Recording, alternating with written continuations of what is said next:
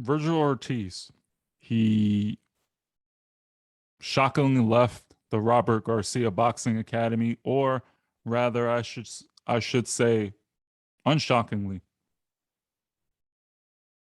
I think Robert Garcia made a grave mistake in thinking that Vergil Ortiz would stick around after deciding to go with Joshua Franco instead of cornering Vergil Ortiz for his biggest test.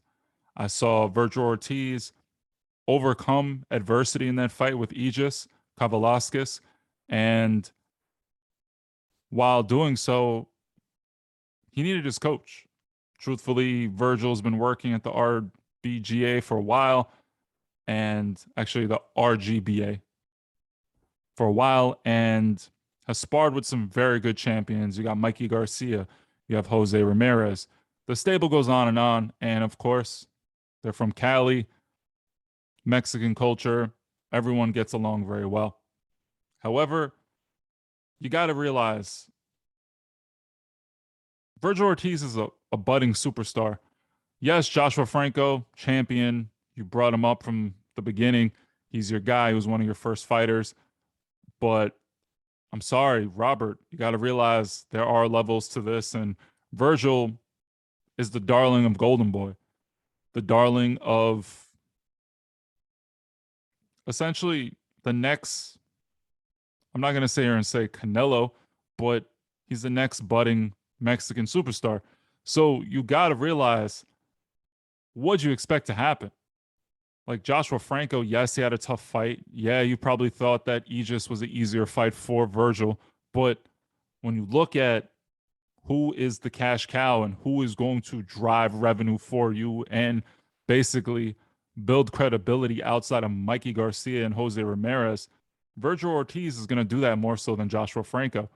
Joshua Franco is in a division that doesn't have, in my opinion, the eyes that the welterweight division has. And I heard the split was amicable, but I think Vergil Ortiz made the right decision. I personally like Robert Garcia, but I think he expanded at a big rate and is constantly spread. And that's kind of the problem when you have one big celebrity trainer who has a bunch of fighters and has a stable. There are going to be conflicts. There are going to be times where somebody has to go somewhere. You're not going to be able to go. You may send PETA, or like in that case, Vergil Ortiz's dad went to go coach him, but they need you. And that's the thing. When you go to a trainer that has a lot of people, you need someone that's going to focus on you. And that's what's so special about where Vergil went. And surprise, surprise, Vergil goes where? The Canelo team. And when you look at it, it's the perfect matchup. Mexican, right? Thoroughbred. You have Canelo, Andy Ruiz, Ryan Garcia, Oscar Valdez, and you also have the heavyweight champion. I'm kind of drawing a blank right now, but the heavyweight that beat FS Ajagba, the Cuban Flash. I think it's a perfect match for Vergil. I think he's going to learn some new skills because Vergil, I'm sorry, the come forward, praying that you're going to break someone down, you're not going to be able to beat the higher level guys, only being able to do that. I know Vergil can actually box, and I think he's going to learn that in the Canelo system. I love Robert, but pressure, pressure, pressure. Sometimes pressure isn't going to work, especially against the Terrence Crawford and the guys you were going to fight in the division, the Errol Spences, even Sean Porter, Keith Thurman. The list goes on and on. You need to have a multifaceted game, and Vergil gets hit.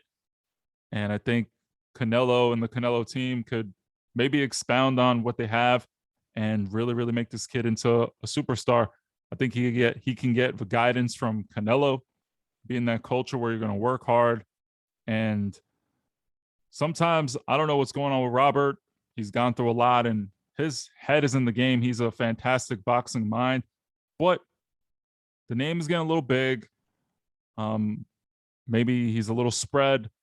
Maybe he's getting on the older side. He lost his mom, and his dad's getting older. Who knows? And I'm not hitting on the RGBA at all.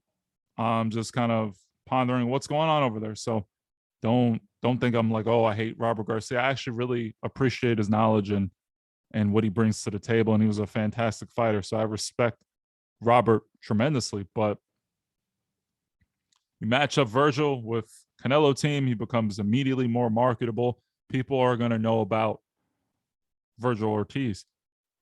The only thing that kind of scares me now is he going to leave Golden Boy? Because Golden Boy and the Canelo team really don't get along that well. I know Ryan Garcia has issues with Golden Boy.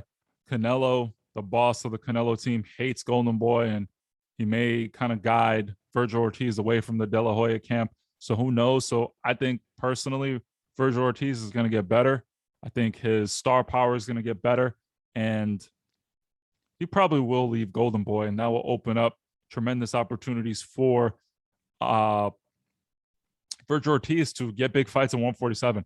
He's in the glory division. He's in possibly one or two in terms of popularity, because the heavyweights always supersede every other weight when it's popping. But 147 is deep. So I think Vergil made a right move. And I think Robert, I get where your heart was at. I get the loyalty. But when you show favoritism, this is the stuff that happens. And yeah, so that's the episode for today. Follow at Good Boxing Podcast on Instagram and hit that subscribe, hit the like button. You guys know the deal. Have a great day and look forward to more content.